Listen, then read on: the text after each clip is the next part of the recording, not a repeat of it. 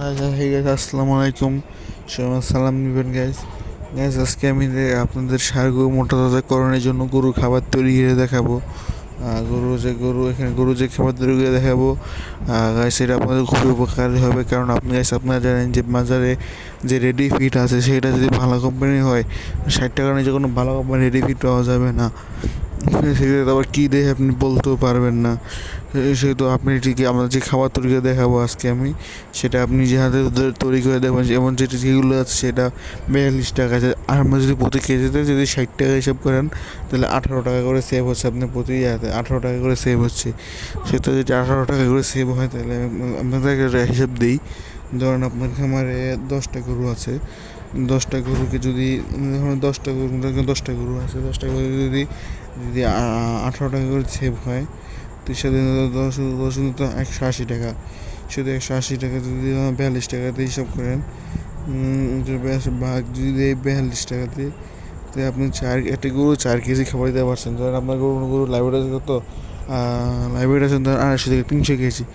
মোটা দাদা করবেন, সেহেতু আপনার সেই গরুগুলো যদি 4 কেজি দেওয়ার উপরে দানাদার আসছে, 4 কেজি দানাদার দেন, সেহেতু আপনি সেই টাকায় 10টা গরু খাবার দেওয়ার যে টাকাটা সেভ হবে, তা দিয়ে আপনি আরেকটা গরুর খাবার তৈরি করতে পারবেন। সেহেতু সেটা আপনাদের খুবই উপকারী হবে। তার কথা না বাড়িয়ে ভিডিও শুরু করা যাক। সাথে আপনারা দেখতেই পাচ্ছেন যে এখানে শুরুতে আমি 100 কেজি খাবার তালিকার ভিতরে আমি 20 কেজি ভুট্টা ব্যবহার করেছি। কারণ ভুট্টা হলো কার্বোহাইড্রেট খাদ্য, যা গরুর এখানে 40% ভুট্টা ব্যবহার করা যায়। তুমি বেশি 30% বেশি ব্যবহার করা যায় না, সেহেতু আমি 20% দিয়েছি। কারণ এর বেশি যদি দেন আপনার গরুর সাথে বেরিয়ে আসতে পারে। সেহেতু আমি 20 কেজি ভুট্টা ব্যবহার করছি। তারপরে এখানে দেখতে পাচ্ছেন রয়েছে 15 কেজি গমের ভুসি। গমের ভুসি তো অনেক ভালো, গমের যে অনেক থাকে, শুধু 15 কেজি গমের ভুসি দিয়েছি।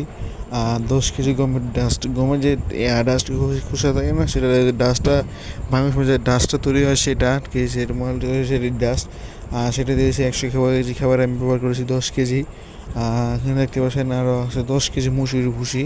ডালটা যে ভুসিতে প্রচুর পরিমাণ প্রোটিন থাকে। তারপরে এলো কারণ ক্যালসিয়াম থেকে অনেক খাদ্য থাকে, বিশেষ করে মুসুরি ভুসিতে।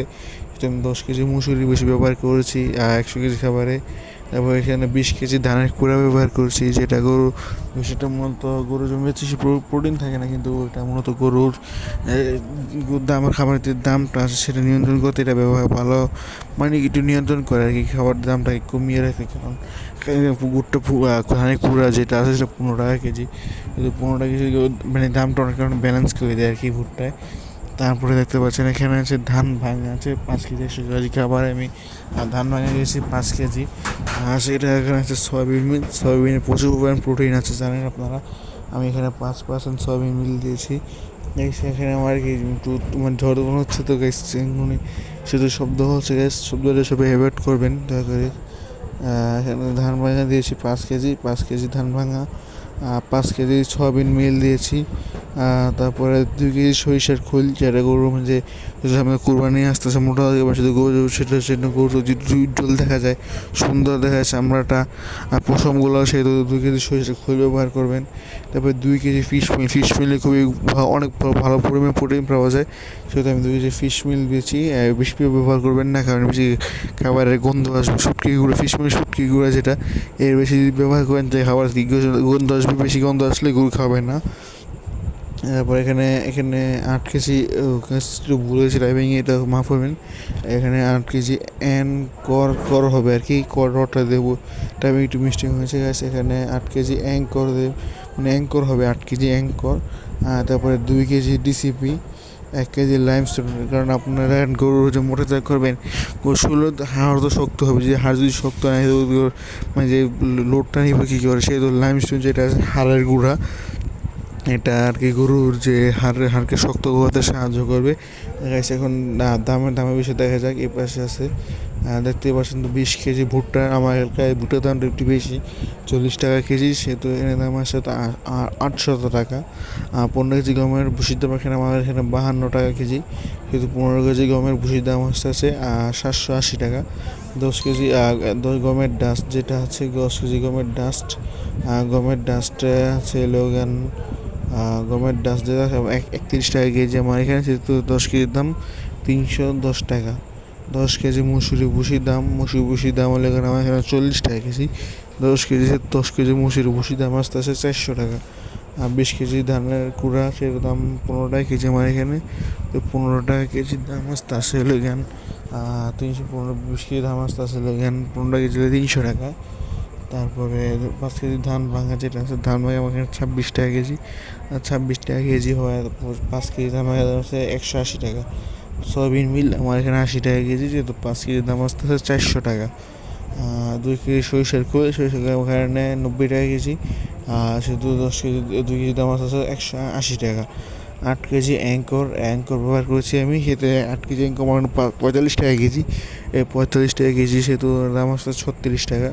তারপর এখানে আছে 2 কেজি লাইমস্টোন ওখানে 25 টাকা কেজি, ওখানে 20 টাকা কেজি।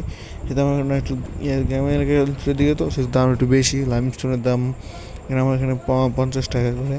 তারপর 2 কেজি ফিশ মিল ব্যবহার করছি, যে ফিশ মিল যেটা আছে শুটকি গুঁড়া সেটা ব্যবহার করছি। সেটার দাম এখানে আমার এখানে ফিশ 90 টাকা কেজি, সেহেতু দাম আসতে আসে 180 টাকা।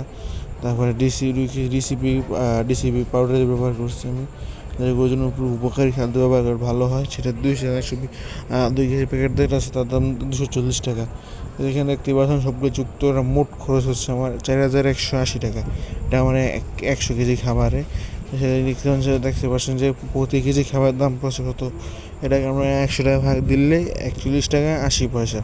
সেটা আমি 42 টাকা, মানে 41 টাকা 42 টাকারও কমে, 20 পয়সা কমে।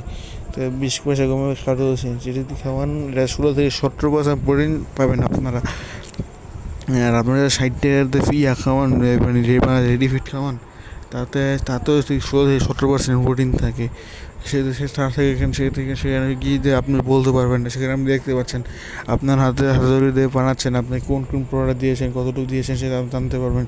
ধরুন সেখানে যদি কোনো মেডিসিন দিয়ে ধরেন বেশি পরিমাণে দিল, সেখানে বললেও সেখানে তো পরিমাণ বলতে পারবেন না এত পার্সেন্ট প্রোটিন শিওর আছে কি না। যেটা আপনি বলবেন সে অনুভব দেখে বলবেন এটা মানে প্রয়োজন যতটুকু আছে তো ঠিক ততটুকুই পরিমাণে আছে এখানে।